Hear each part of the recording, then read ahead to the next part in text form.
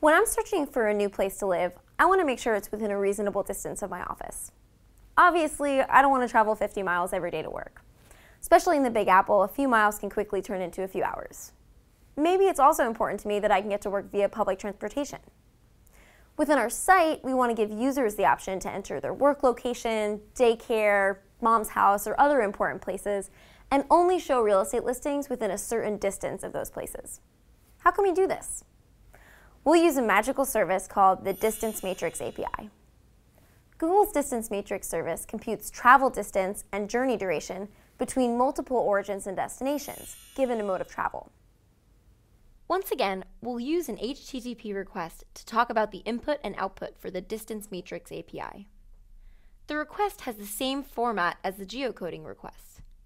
We'll specify the service and the output format, which can be either JSON or XML.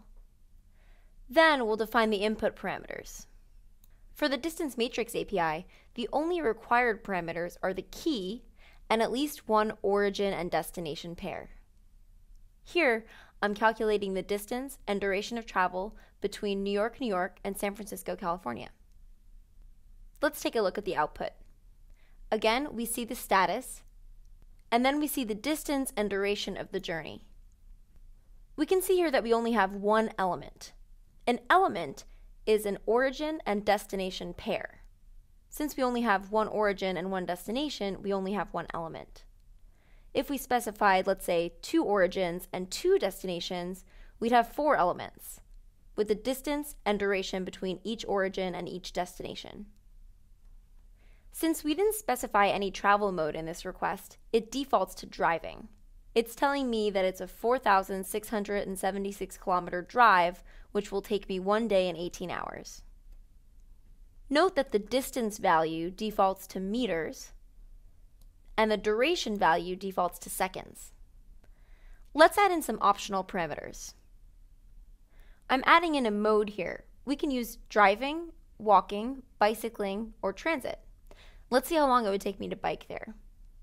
Also, I probably want to avoid biking on the freeway, so I'll include the avoid parameter and tell it to avoid highways. Specifying bicycling should already do that though, as it favors bike paths or preferred streets. Alright, it would take me over 11 days to bike from New York City to San Francisco. Actually, it would probably take me several weeks and I might not make it.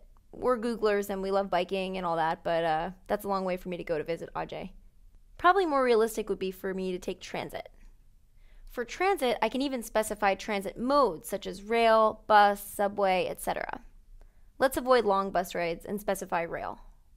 Okay, so 3 days. That's not that bad. I think I'll stick to flying though.